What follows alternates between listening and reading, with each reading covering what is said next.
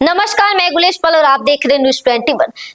Bharatiya Janata party के प्रदेश मुख्यालय कुशवाहा ठाकरे परिसर में वक्फ बिल जन जागरण अभियान को लेकर महत्वपूर्ण कार्यशाला का आयोजन किया गया।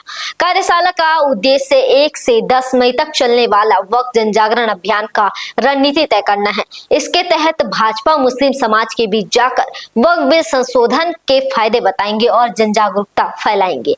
इस अवसर पर भाजपा के राष्ट्रीय महामंत्री डॉक्टर राधा मोहन दास अग्रवाल ने प्रेस वार्ता को संबोधित करते हुए कहा कि भाजपा दुनिया का सबसे बड़ा संगठन है। अभी हमने 12 करोड़ नए सदस्य बनाए हैं, लेकिन हम केवल 12 करोड़ सदस्य की वजह से विश्व का सबसे बड़ा दल नहीं है, बल्कि हमारे कार्यकर्ता आत्मा से कार्य करते हैं, एक बड़ा लक्ष्य लेकर कार्य करते हैं। इसीलिए हमारा दल केवल जनसंख्या बल के आधार पर लोगों की फौज नहीं, बल्कि एक शक्ति है। हम वक्फ बिल संशोधन लाए तो इसका मतलब ये नहीं कि हम इसके विरोधी हैं, बल्कि हम ही केवल हैं जो वक्फ बोर्ड का समर्थन करते हैं। और आगे उन्होंने क्या कुछ कहा, आप भी सुनिए।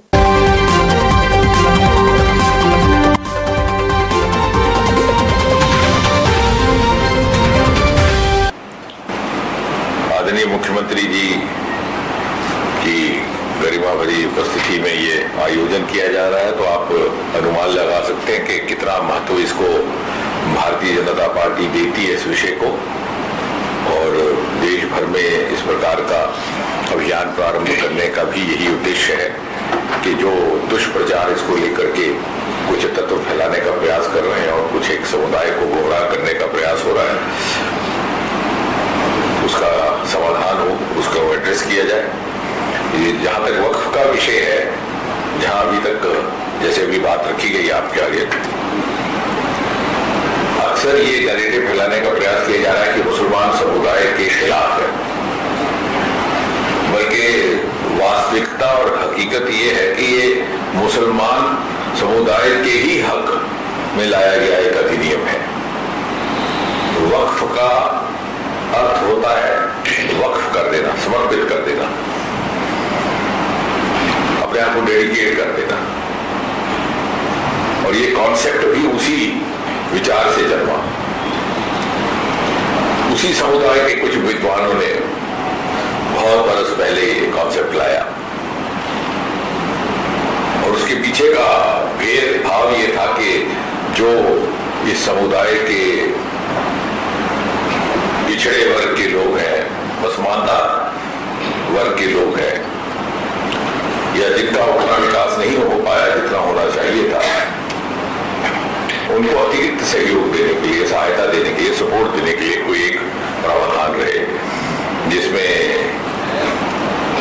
एक तरह का चैरिटी भी रहता था, दान भी रहता था, लेकिन वो उसके काम आए जो सही मानों में इसका हकदार है, इसका जरूरतमंद है, और उसमें पूरी ईमानदारी से वो प्रक्रिया चली जाए। कुरान में भी लिखा है कि दान देना हो तो इस तरह से दीजिए कि एक हाथ दे तो दूसरे को पता रख दे। लेकिन विडंबना ये कि कुछ एक बरस गुजर जाने के बाद इस तरह का बीच में कुछ एक वेस्टेड इंटरेस्ट भी आ गए, कुछ स्वार्थी तत्व भी आ गए, और नतीजा ये कि आज भी देश में 31% यानी 31% मुस्लिम समुदाय के लोग गरीबी रेखा से नीचे हैं। और इसके विपरीत जो वक्फ की प्रॉपर्टीज है देश भर में 80% लगभग ऐसी है जहां पर कहीं ना कहीं कोई ना कोई भ्रष्टाचार का आरोप है, जबरन कब्जा करने का आरोप है। यानी कुछ एक लोगों ने वक्फ का प्रावधान इस्तेमाल करके अपनी जायदाद, अपनी प्रॉपर्टीज बनाने के लिए बड़े बड़े मॉल और होटल बनाने का एक रास्ता ढूंढ लिया, जो इसका कॉन्सेप्ट ना था। और इसलिए संक्षेप में पहली बात ये कि वक्फ है क्या, और वक्फ का ये जो अधिनियम है 2025 का, इसकी आवश्यकता क्यों महसूस हुई प्रधानमंत्री नरेंद्र मोदी जी को, जिन्होंने और जिन्होंने जब पहली बार जब उन्होंने शपथ ग्रहण किया था तो उन्होंने कहा था कि मेरी सरकार गरीब को समर्पित है, और साथ ही साथ ये भी कहा था कि समाज के वो वर्ग जो पिछली सरकारों के प्राथमिकता से छूट गए या जिनका उस तरह का विकास ना हो पाया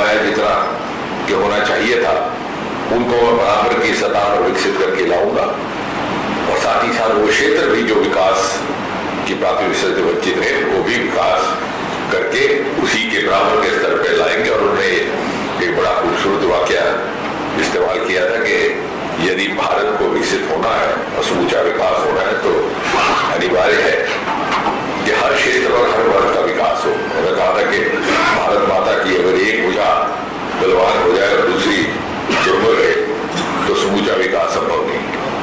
और वही भाव पिछले 11 वर्ष मोदी जी और उनकी सरकार को प्रेरित करता रहा, उसी को चलते अब जहां तक है कि वक्फ का ताल्लुक है, वक्फ इस्लामी कानून के अंतर्गत स्थापित एक अपरिवर्तनीय धार्मिक निधि है जिसे भारत अधिनियम 1955 के तहत मान्यता प्राप्त की गई थी। हालांकि है ये पुराने काल से चल रहा था, लेकिन 1995 में इसका अधिनियम बना और फिर ये अधिनियम जो अभी लाया गया इसकी आवश्यकता इसलिए लाई गई कि 2013 में यूपीए सरकार, क्योंकि उसको पराजय का सामना था, उस वक्त बड़े हड़बड़ाहट में बहुत सारे फैसले किए उन्होंने।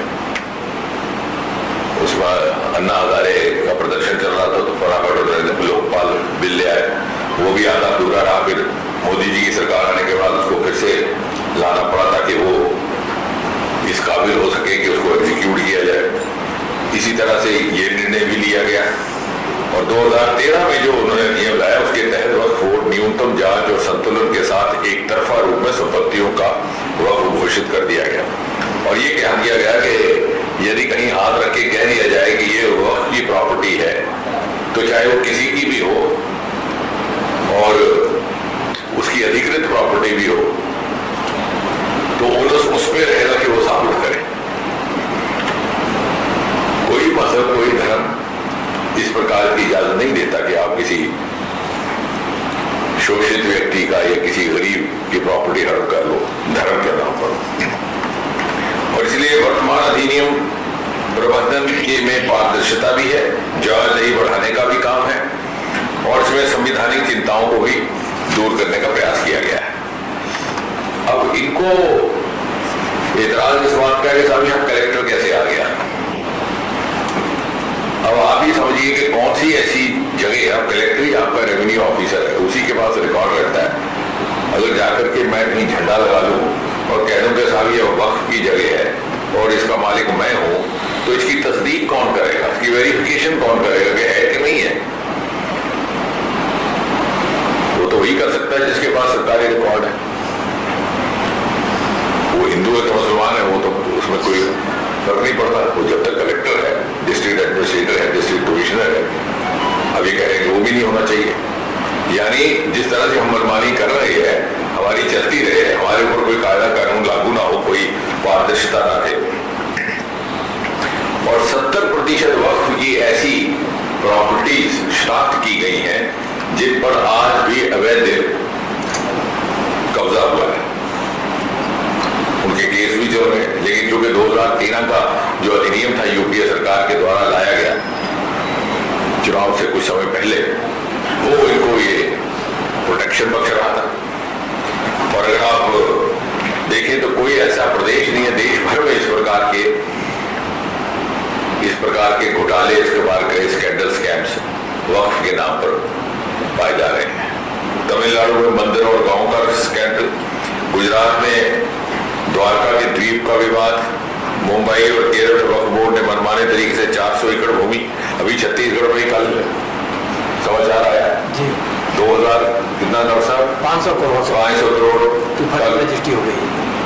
रजिस्ट्री हो गई क्योंकि उसमें केवल इतना कानून 2013 में ये कहता है कि मैं कह दूं कि वक्त की जगह बस that is the last word. यानी कल आपके घर में भी कोई जाकर के हो जाए। कर्नाटक वक्फ बोर्ड भूमि का घोटाला, हरियाणा में जटलाना का घोटाला, और इस तरह से देश भर में इस प्रकार से ये प्रॉपर्टीज को हड़पने का एक षड्यंत्र रचने का एक जरिया बन गया, एक तरीका बन गया। और इसमें बताइए अब साधारण सवाल ये है कि इसमें कौन से बस किस मुसलमान का भला हो रहा है। जो बेचारा वंचित है, पीड़ित है, शोषित है, पिछड़ा हुआ मुसलमान है, उसको तो कोई पूछ नहीं रहा क्योंकि उसकी इतनी पहुंच ही नहीं है। जो किसी श्रेणी में है, जो किसी ऐसे स्थान पर बैठे हैं जहां उनके पास सत्ता के गलियारों तक एक्सेस भी है, जहाँ कोई उनका असर प्रभाव इन्फ्लुएंस भी है, वो तो अपनी प्रॉपर्टी बना दें। और फिर वक्त के नाम पर बनाई हुई प्रॉपर्टी से मॉल बने हुए हैं, होटल बने हुए हैं, 5 स्टार बने हुए हैं। तो क्या इस्लाम के विद्वानों ने ये सोचकर की किया? तो कहने का तात्पर्य ये संक्षेप में कि मोदी जी की प्रेरणा से लाया गया ये अधिनियम न केवल वंचित मुस्लिम समुदाय के हित में है, बल्कि मैं तो ये कहूंगा कि इस्लाम धर्म के भी सर्वोच्च मूल्यों का सम्मान देने वाला है। 2006 में सच्चर कमेटी की रिपोर्ट आई थी। सच्चर कमेटी ने अपनी रिपोर्ट में वक्फ के बारे में कहा, देश में कुल 4.5 लाख वक्फ की संपत्तियां हैं, कुल एरिया 6 लाख एकड़ है, और यदि व्यावसायिक दृष्टि से इस 6 लाख एकड़ का इस्तेमाल किया जाए तो 12,000 करोड़ प्रतिवर्ष की आय होगी। लेकिन आय 163 की 12,000 करोड़ प्रतिवर्ष की आय में सिर्फ 163 करोड़ की आय क्यों होती है? उन्होंने स्वयं उसका जवाब भी दिया और बताया कि वक्फ की संपत्तियों की इतनी बड़ी लूट करता कौन है, और साथ में सरकार को उन्होंने सुझाव दिया। सरकार यानी 2006 में कांग्रेस की सरकार थी दिल्ली में, कांग्रेस ने ही सच्चर कमेटी की रिपोर्ट नियुक्त की थी, और सच्चर कमेटी ने कांग्रेस को ही सलाह दिया कि वक्फ संपत्तियों की लूट बंद की जाए, उनका सही तरीके से विकास किया जाए, उनकी आय बढ़ाई जाए, और वक्फ संपत्तियां मूलतः गरीबों के हित के लिए बनी है, इसलिए गरीबों का जीवन बेहतर किया जाए। गरीब माने गरीब मुसलमान। 2006 से लेकर 2014 तक इस देश में कांग्रेस की सरकार सच्चर कमेटी की रिपोर्ट को कूड़ेदान में फेंक दिया, लेकर के आया संपत्तियों को लूट को और प्रभावी बना दिया।